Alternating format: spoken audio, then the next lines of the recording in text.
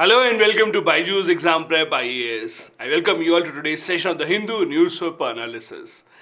As you know, 10 a.m. sharp every day we are here for you to analyze the day's newspaper and take out the most important topics. And I'm really happy to see all of you here join in on time. As you know, it's a Sunday today, meaning that we don't have a lot of articles from the editorial page as such. We don't really have the opinion page usually on Sundays. So that is why the articles that we will be discussing today would be from some other pages. A lot of news about economics, some news about environment, some news about science as well. So let's get ready. But before that, a quick reminder. If for some reason you have still not hit the subscribe button, please do hit the subscribe button right away to get all the notifications. Do leave comments. We specifically read each and every comment that you leave behind every video. So make sure you pass on the messages and also do attend the quiz that happens right after the session ends on our Telegram channel. So without waiting any further, let's see what are the important news articles that we want to start with today. The first important news article that we have from page 7 of the Hindu newspaper is that India has now joined hands with two very important nations for India, that is France and UAE. Now what exactly is this all about? So the news is that India, UAE and France have come together for a trilateral relationship where the three countries are saying that we will now be working together on certain things such as clean energy, counter pandemic steps, also to deal with other problems and ensure that we help each other and cooperate each other when it comes to giving a push towards renewable energy. Now there are a couple of things that you have to understand here. When these kind of agreements are signed, these are not very big ticket agreements. So this is not something that specifically will be asked in the UPSC, because this is just an agreement that happened over a phone call. Foreign ministers of all these three nations were discussing how can we come together. But what is more important is a trend that you have to observe. The trend being India is actually continuously improving its relationship with UAE also and with France as well. If you see with UAE, we have recently signed a free trade agreement as well. Not just this, if you look at the list of nations with which India has the largest trade, in that list also UAE usually comes right there at the top. A lot of Indians year after year go to the UAE to work in large numbers. So it is extremely important for India to maintain good relationship with UAE, and we have done that so far. And that is why cooperation with UAE happens not just in these kind of things, it happens on many other things, be it trade, be it people going from one place to the other, investment, etc.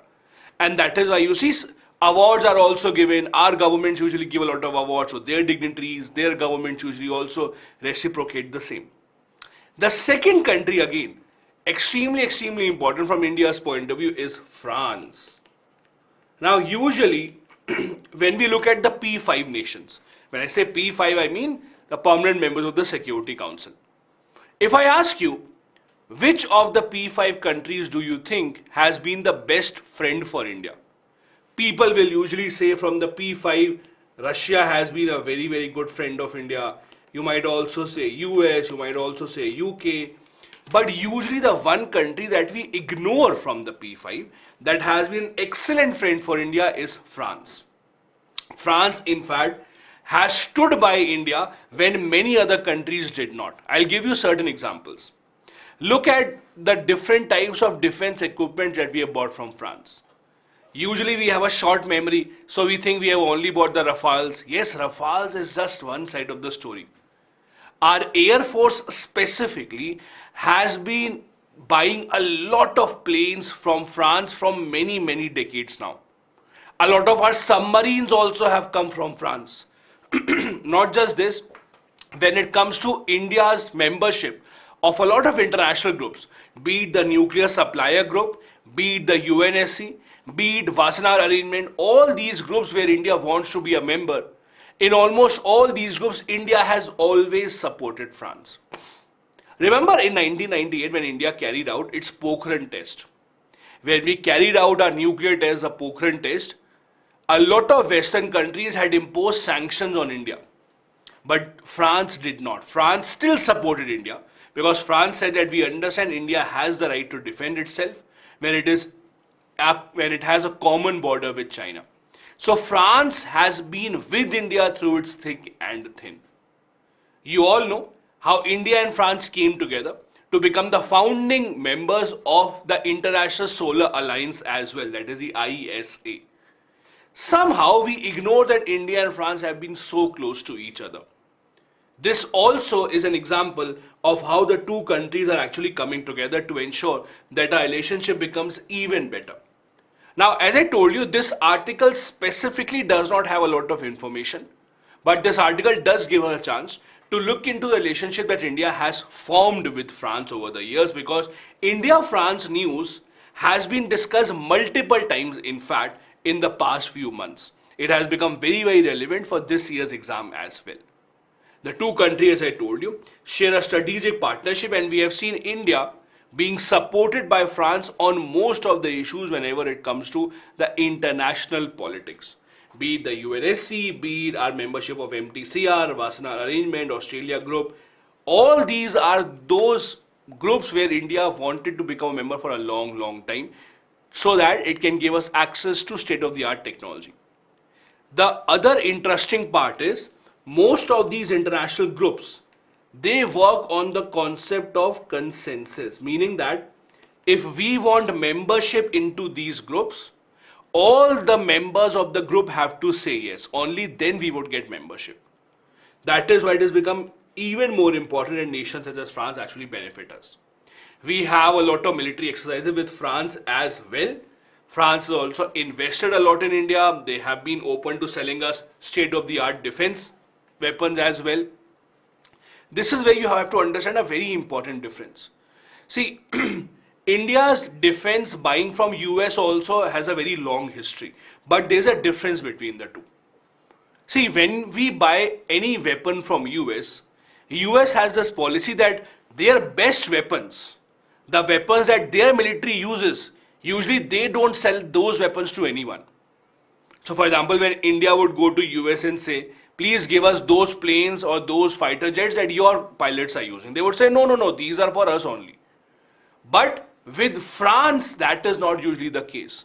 With Russia also, that is not usually the case. For example, the S-400 missile defense system we bought from Russia, it is the same one that Russia also uses. With France also, the Rafales that we are actually buying, Rafales are again those planes that France also uses. So that is why our relationship with France in terms of defense also has been very, very, very solid. If you have seen movies which show you the history of ISRO, I don't know how many of you saw this movie of Mr. R. Madhavan, the story of Nambi Narayanan, where they show how ISRO had been actually developing a lot of new technologies. If you look at the history of ISRO also, you will see one country that has really held ISRO in ensuring that they actually develop new technologies on time, and that is France. Our space program has been held by France in many, many, many different ways. And you will see that in a lot of documentaries, you will see that written in a lot of books, because that is a fact. France and India, as I told you, came together to form the International Solar Alliance as well. Both these nations have been working together in the Indian Ocean region as well. So all of these together highlight how strong a relationship India has formed with France. So make sure that you remember this and make sure that you have some points in order to write a good answer in the examination if the question does appear. As I told you in the beginning, on Sundays usually don't have the opinion pages. So we take out articles from the other pages.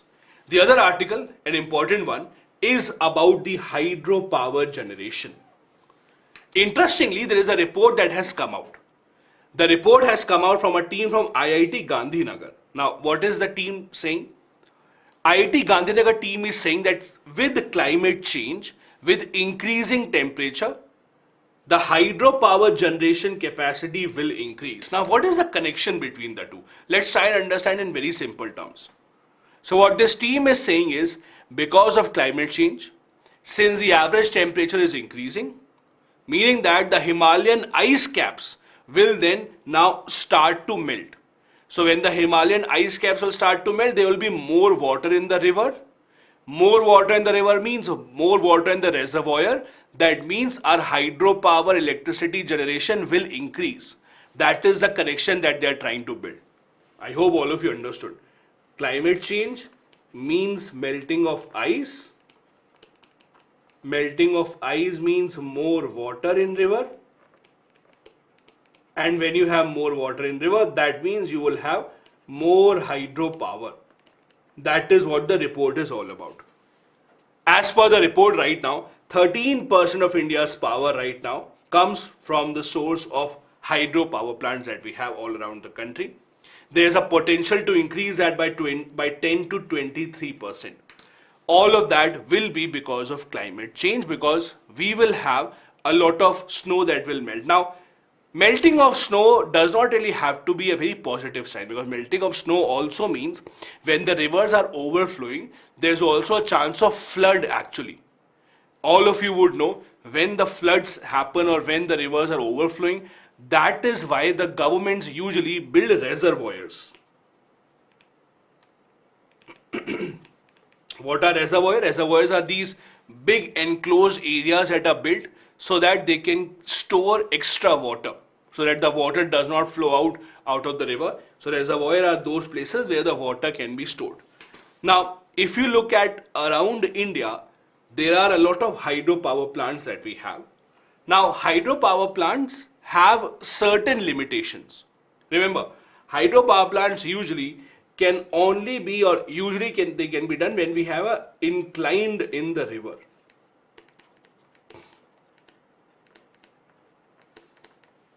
See, all of you would know there are two types of dams that are built. There are two types of dams. First are reservoir dams, and second are called run of the river dams. These are the two types of dams that are built. These days, increasingly around the world, you see that it is actually run of the river dams that are becoming more and more common. Now, what is the difference between the two? Let's try and understand that. It's very simple, not difficult to understand. Let's assume that there is a river where water is flowing like this. Now, if you want to store water, so let's say you build a big area here with huge walls, you store the water here, this will be called a reservoir. You have stored all the water here. Now what do? You open up the gate here slightly, the water will flow out. With this water there is turbine here. Turbine will rotate, and that is how the electricity will be created. This is called a reservoir dam. So in a reservoir dam, what are you doing? Water is coming, you are storing that water in a huge reservoir. You have to build that huge reservoir. That is why you have to acquire a lot of land. You have to ask the people to vacate their house. You build this huge reservoir. Whenever you want to produce electricity, you open up the gate of the dam. Water will start flowing out. You place a turbine there. Turbine will move. Electricity will be created. That is one. Second kind of dams are called run of the river dams. In run of the river dam, what will happen? There is no reservoir.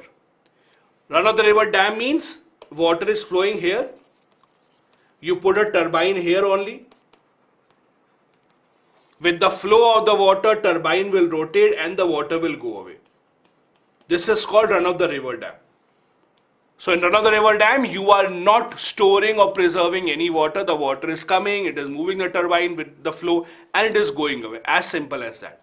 Now tell me something, just looking at these two diagrams, I know I don't have a great drawing, but just looking at these two diagrams, just tell me, which of these two dams gives you the option to produce electricity anytime that you want, 24/7, without being dependent on the flow of water? Which of these is more dependable, more reliable? What do you think? Which of these dams would be or would allow you to make electricity whenever you want? Yes, the reservoir dam. Because in reservoir dam, you have stored water. Now, whenever you want to have water, whenever you want to produce electricity, just open the gate. The problem with the second dam, the problem with the run of the river dam is, if there is no flow of water coming from behind, you will not be able to make electricity. You understand that, right? If you are actually seeing that water is coming from behind, only then the electricity will be created. That is the problem with run of the river dam. However, making run of the river dam is cheaper. You don't require so much land. It is easier also. Reservoir dams are hard to build. They can be dangerous also. Why? Because when you build such a huge reservoir, these are wall only, right? What if the wall starts to crack? If these walls start to crack, then there would be a huge devastation, and it has happened in the past. The dams break out, there is flooding everywhere, and there is huge amount of water that can drown the entire city. That is why usually reservoir dams are now avoided. Now we usually go with another river dam. Now, if you actually see, and you can connect it to the Indus Water Treaty also, the Indus Water Treaty that is in the news, which says that India can use water from Pakistan's river as well. We can only build which kind of a dam in Pakistan's river? We can only build run of the river dams on Pakistan rivers. Because if we build reservoir dams, then we are storing water. That is not allowed. As per Indus Water Treaty, the rivers that are going to Pakistan, it is Indus, Chenab, Jhelum. On these we can only build run of the river dam. So this is usually how this works. This is a reservoir. Whenever you want to make electricity, you basically open up the gate. The water will flow here. There is a turbine. It will move. Electricity will be generated, and the water will then go away. But you can store the water here. You decide the flow of the water. That is how the reservoir actually works. There is not one gate. There are many gates here. Depending upon how much flow of water you want to maintain, you can open or you can close the gate. There are also many devastations that have happened. I don't know how many of you have read this. Usually a lot of times there are news stories that, for example, let's say this gate is closed. I'll give you a real example. This happens in India. Let's say this gate is closed. Gate is closed means there is no water here, okay? Because the gate is closed. So what happens is people come here, have fun, they think we'll click photos, celebrate, have picnics, etc. All of a sudden, the gate will be opened without any notice, the water will start to flow and people here drown. This has happened in India, it still happens in India. That although it should not happen, there should be proper information given before the gate is opened, before the gate is closed. However, there are times that you get no information when the gates are open. People are here enjoying partying and all of a sudden the water comes in and people actually just get drowned. It has happened in India in the past. Now, if you look at hydropower projects in India, there is a long history of that. The interesting part is, and I want you to remember, it's a very interesting fact for your prelims examination point of view. There are two ministries. Remember, there are two ministries that handle hydropower projects. How is it divided? So one is Ministry of Power and second Ministry of New and Renewable Energy. So how is the distinguishing between the two? The difference is any hydropower plant having a capacity of up to 25 megawatts only up to 25 megawatts. That hydropower plant usually is under the Ministry of New and Renewable Energy. Power plants having a higher capacity than that are under the Ministry of Power. That is how usually we have divided, depending upon how the government wants to use it. There are multiple hilly states in India where there is a lot of potential to build these kind of power plants. Usually, see, run-of-the-river dams are usually built on rivers which are in an inclined manner. Because if water is coming on an incline, that is when water will be at a faster speed, right? That is when they will be able to move the turbine. If the water is just flowing in this direction, it will not be able to move the turbine because the river flow might not be that much. River flow is very fast and it will be able to move turbine when it is actually coming in an incline. So when you have in an inclined manner, that is when the situation becomes better. So states such as Arunachal Pradesh, Himachal, Uttarakhand, Jammu Kashmir have a lot of hydropower potential. That is why India is working on the Kishan Ganga project, the Ratlip project. That is why Pakistan is objecting to it as per the Indus Water Treaty. Before I go ahead and take up the next article, if you have any questions, I'll be happy to take up a few. Okay, I have a question. Reservoir dams are only meant for electricity generation, not only meant for electricity generation. So they help in electricity generation as well, and they help in controlling flooding as well. When you have stored water, now you can use water for many other things as well. You can use that water for irrigation purposes. You can build canal and divert the water as well. Once you have made a reservoir, that can be used for many purposes then. Irrigation also, that can be used for making electricity also, controlling flooding also, giving water to other places as well. So reservoir, once it is built, it is very, very helpful, but it's difficult to build it, takes a lot of time, you have to acquire a lot of land, etc. Then I have a question, reservoir, dam water don't flow fast. No, it does flow fast. See, when you have such a huge amount of, or such a high reservoir and you open the gate at the bottom, all the pressure will make sure the water will go at a very fast pace. Yes, it's basically these are gravity dams only. Then one last question, Shankar is asking, what about waterfall? So as I told you, run of the river dam, when you say, these are built on waterfalls only mainly. When I say run of the river dams usually are built on an incline, that means on waterfalls only. You can call them waterfall, you can call them incline, whatever you want. Perfect. Then the next article that we have here is about the government focusing on the mangroves. Now, as you know, the government of India in this budget had announced a lot of schemes. One of the themes of the government was green growth. One of the schemes was the government, or one of the areas where the government focus was a green growth. Now, under the green growth, a lot of schemes were announced. We discussed this yesterday as well. One of the most important schemes was called MISTI.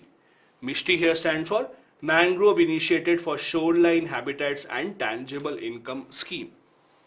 Today's article in the Hindu newspaper analyzes this. Why is it that we are focusing a lot on mangroves? Would the budget actually help it or not? Now, mangroves, as per many experts, are a boon to humankind. They help us in many, many, many ways. They don't just help us by absorbing carbon, they also ensure that there is enough livelihood opportunities for the people who are living nearby. They also make sure that they protect us against a lot of natural disasters. That is why having enough mangroves are extremely, extremely important. Now, if you look at Government of India's report, the report says India has about 4,992 square kilometer of mangroves. This is as per the Indian State of the Forest report of 2021. This report is released once in 2 years, so the next one will be in 2023. However, although the mangrove cover is improving, but it is not improving at such a fast pace. Mangroves are actually supposed to grow at a much faster pace. The major reason why we do not have, or why we have not seen a huge growth in the mangrove density, is because when fishing activities are undertaken in some water body, that actually harms a mangrove ecosystem.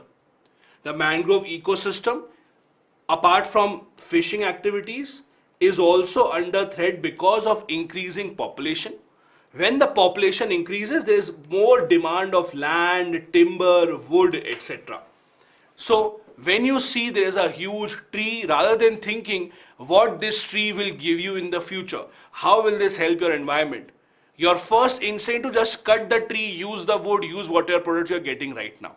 Because we look for immediate satisfaction, we look for our immediate needs. And that is why we see that the mangrove forests are actually not growing at such a fast pace. A lot of people are cutting it down, a lot of people are using it for immediate needs. Now, you might have a question, how are mangroves different from other kind of trees? At the end of the day, yet they're trees only, so how are they different? The few factors that make them different are, number one, they actually adapt to high saline ecosystem as well. So they can grow in water which has a lot of salt. They don't mind when water reaches their root which has a lot of salt. They have actually adapted to it. This is how they are different as compared to other trees, number one. Secondly, the mangroves that we have are formed when there is intertidal flow. They also require sediments. Only then they will be able to get enough nutrition. The trees of the mangroves are also slightly different. Those are succulent trees. Now, I don't know how many of you have seen succulent leaves. If you are fond of plants, some of you might know. So leaves which are swollen, they have water stored inside of them. Those are called succulent leaves. Mangrove leaves are just like that. They also have succulent leaves so that they don't give out a lot of water. They can store water inside their leaves as well. Now, under the Mishti scheme, what is the government trying to do? The government is trying to ensure that we increase the coverage of mangrove all across the country. For that, the government will use Manrega also and Campa Fund as well. Have you heard about Campa Fund, by the way? Have you heard about Campa Fund? Something it's pretty important. So I'll tell you what is Campa Fund, how exactly does it work. So let us assume, let's take an example. Let's say I own a big company and I want to set up a factory. Okay. Now the land that I require to set up a factory, I buy the land, but on that land there are a lot of trees that are planted already. Okay. Now what will happen? If I want to set up my factory, I have to cut all the trees. But when I cut all the trees, it will harm the environment. So what happens is, if I cut down the trees, I will have to do two things. Number one, I will have to give some amount of money to the government that will go into Campa Fund. That will go into Campa Fund. So this is Compensatory Afforestation Fund Management and Planning Authority. So Campa Fund will be contribution made from the company side because they're cutting down all those trees. This fund will be used for environmental purposes. And not just Campa Fund contribution, the company has to also grow the same number of trees somewhere else as well. So they'll have to give money in the Campa Fund and grow the trees somewhere else as well. These same Campa funds will be used in the Mishti scheme as per the government. So this is what the government is planning to do to give a further boost to mangroves. Not just this, mangroves also are important because they actually intake a lot of carbon dioxide, much more than other types of trees, and that is why they are extremely important for us. For example, even 1% of remaining mangroves could lead to taking in carbon dioxide, which is equal to 520 million barrels of oil. That is a huge kind of impact that they can have when they work as a carbon sink. This is why we need mangroves. Now, there are a few features of mangroves which I want all of you to remember. First, as I told you, they can grow in saline environment. So they are very different from other trees. Second, the area where they grow, since there's a lot of water and their roots are submerged into water, what happens is the oxygen in the soil is very low. So their roots, etc., the amount of oxygen that they require, sometimes they don't get that, but they are able to manage that as well from very low oxygen. Apart from that, they can survive in extreme conditions. I told you they have succulent leaves. Succulent leaves means basically leaves which are swelled up, which have water stored inside of it. There is a wax coating so that water does not evaporate from their leaves. Also, they are mainly found in West Bengal in India. I'll show you a map so that you can understand. This is a map. Most of the mangroves in India are found here in West Bengal. West Bengal everyone knows because we relate it to Sundarbans. But apart from that, they also are found in large numbers in Gujarat as well. Gujarat is one state that we ignore. Apart from Gujarat, they are found in Andaman Nicobar, Andhra Pradesh, Odisha as well.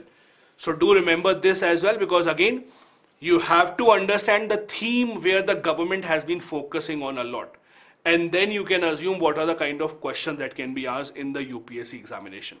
Because there is so much talk about mangrove, because the government is giving so much importance to mangroves, do remember the states also where mangroves are growing in large numbers. The government of India, in fact, even before the budget, had made itself very clear that we want to focus on mangrove. For example, India, along with some other nations such as Sri Lanka, Australia, Japan, Spain, etc., Indonesia, UAE, all of us together started something called the Mangrove Alliance for Climate, called MAC. It was launched in COP27. So it is not just India, but other countries around the world also realize the importance of mangrove, and all of us are now looking together to work in this field. The next topic that we have again is from the budget, mainly a very important component of the budget, that is the fiscal deficit. Now, I'm sure all of you know from economics what is fiscal deficit, how does it work. For those who don't know, let me give you a very basic understanding what is fiscal deficit. In the most simple terms, fiscal deficit means when you spend more than what you earn. Let's say the government of India says that next year we will be spending 20 lakh crore rupees. But at the same time government says that we will only earn 16 lakh crore rupees. So there is a difference between the two, right? If you are earning 16 lakh crore, you are spending 20, then the difference is 4 lakh crore. That becomes your fiscal deficit. So when your expenditure is more than your income, that becomes fiscal deficit. Now India and most of the developing countries usually always have fiscal deficit. Usually year after year, whenever we have the budget, you will see that the government announces expenditure of more than an earning, and then we have to pay interest on that, we have to repay the loan. Fiscal deficit is a number that every government, including the Indian government, wants to reduce as much as possible. Because you cannot sustain it for a long time. You cannot keep spending more than what you're earning. Eventually there has to be a time, ideally in the future, where your earnings should be more, expenditure should be less, right? Now, what the finance minister has said, as per the budget, fiscal deficit next year is expected to come down to 5.9% of the GDP. This year fiscal deficit would be 6.4%. Next year it will go down to 5.9%. And the aim is by 2025-26 the fiscal deficit should go to 4.5%. Now, you might see, or you might say, the fiscal deficit target was 3%, remember? We have the FRBM Act which says that the government of India should bring fiscal deficit to 3%, remember? Yes, that is the target. But what has happened is, although we were not able to achieve the target, but before that, all of a sudden, we had the pandemic. When the pandemic came, government's tax revenue became almost zero. Government had a lot of expenditure, free vaccine, government had to give free food, a lot of subsidies had to be given. So in the pandemic year, the fiscal deficit jumped to over 9%. And that was an exception. We saw with every country around the world, the fiscal deficit jumped because of the pandemic situation. So now we are again trying to bring it down. Now just imagine, if the government says we are trying to bring down the fiscal deficit, how exactly will they do it? What is the way? There are only two ways. If you want to bring down the fiscal deficit, there are only two ways. First way, you increase your earning, right? But how can you increase your earning all of a sudden? Increase your earning means how? Government will start to ask you for more income tax. Will you like it? You will not like it. Government will start increasing the GST. Will you like it? You will not like it. So obviously, increasing the salary of the government, or increasing the earning of the government is not going to be easy all of a sudden. So increasing earning is out of the question. The other way in which you can decrease fiscal deficit is decreasing your spending. So either increase how much you earn or decrease how much you spend. So what the government is doing is trying to decrease how much they spend. How? The government is trying to reduce subsidies. If you have seen in the budget, a lot of subsidies have been cut down. Even allocation for schemes such as Manrega, etc. have also been cut down. All of that is because the government wants to reduce its fiscal deficit. So government has cut down subsidy for food, for fertilizer, for petroleum, etc. All these are being cut down because again, at the end of the day, the government wants to ensure that the fiscal deficit target is met. The fiscal deficit target I told you earlier as well, as per the FRBM Act, we had to achieve a fiscal target of fiscal deficit of 3% of GDP. But that is a long way away. For example, let me show you some examples of previous years. In 2017-18, our fiscal deficit was 3.5% of GDP.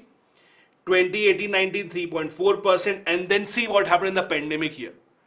Pandemic year, 2020, 9.2 was the fiscal deficit. When we were trying to bring it down to 3%, it actually jumped up to 9.2%. So now we are again trying to bring it down. The government is expecting we will bring it down to 4.5% by 2025-26. For that, the government is also trying to cut down on the subsidy as well. Now, there are two ways to look at it. One way, yes, the government will cut down the subsidy, it will reduce the government spending, but that can also have a negative impact as well. See, what are subsidies? Subsidies are given usually in those sectors where the government wants to help people who can't afford things. For example, government gives urea subsidy. Urea, for example, the market rate is 17,000 rupees per ton. The government gives it to the farmers at 6,000 rupees per ton. So the difference of 11,000 rupees per ton, that also becomes the government's expenditure. So government is trying to bring that down as well. Not just this, the government is also trying to have more people pay taxes.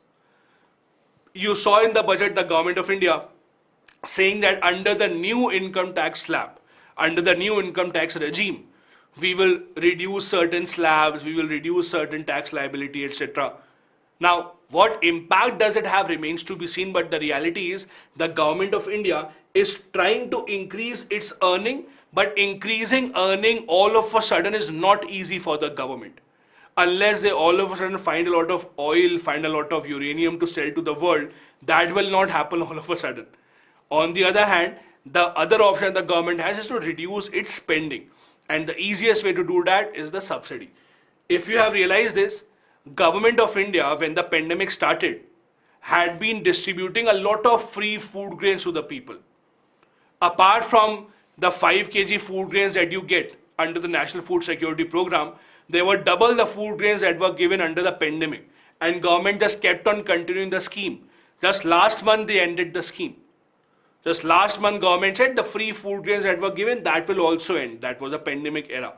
That is also something that the government is doing so that the government can actually cut down on its spending. These are a few important terms that I am sure many of you already understand. Just in case you don't, these are very basic concepts. Fiscal deficit, as we discussed, difference between government spending and government income. Then we have expenditure component and income component. Expenditure means what the government spends. It is in terms of salaries, pensions, government schemes, asset infrastructure, and the income that the government earns in the form of taxes, in the form of, let's say, non-tax revenue, etc. FRBM Act, that is Fiscal Responsibility and Budget Management Act 2003, said that the government should bring the fiscal deficit to 3% and the target was 2021, but they could not achieve the target. In fact, we also have N.K. Singh committee. By the way, where have you heard the name N.K. Singh? N.K. Singh committee. N.K. Singh, have you heard this name somewhere else also? I think you should have. N.K. Singh. Very famous name. No? Okay, don't Google it. N.K. Singh. Yes. Where have you heard the name? Finance Commission. Chairman of the Finance Commission, guys. You should remember. Finance Commission Chairman. So N.K. Singh committee was formed. They had suggested that by 2023, fiscal deficit should come down to 2.5%. In short, whatever suggestions have been given by different committees and acts about the fiscal deficit, we have not been able to meet that. Mostly the government can argue that this is because of the pandemic, and that is fine. But apart from that also, government has to take multiple steps in order to ensure that we reach the fiscal deficit target. These are the important articles that we had on this Sunday. There are a couple of practice questions I would really like all of you to write an answer to. First question, discuss the impact of a high fiscal deficit on the nation's economy. Can it also have a positive impact in some situations? Elaborate. Just to give you a very small hint here, when we say positive impact of fiscal deficit, we mean to say if money is being spent on capital expenditure, that can have a positive impact. If money is being spent on job creation, if government, for example, is taking a loan and spending money on job creation, spending money on capital expenditure, that will have a positive impact. Second, what makes mangroves such an important part of our efforts against climate change? Is the government of India taking enough steps for their preservation? Both these questions have to be answered within 250 words each. I hope all of you try and write the answer as well.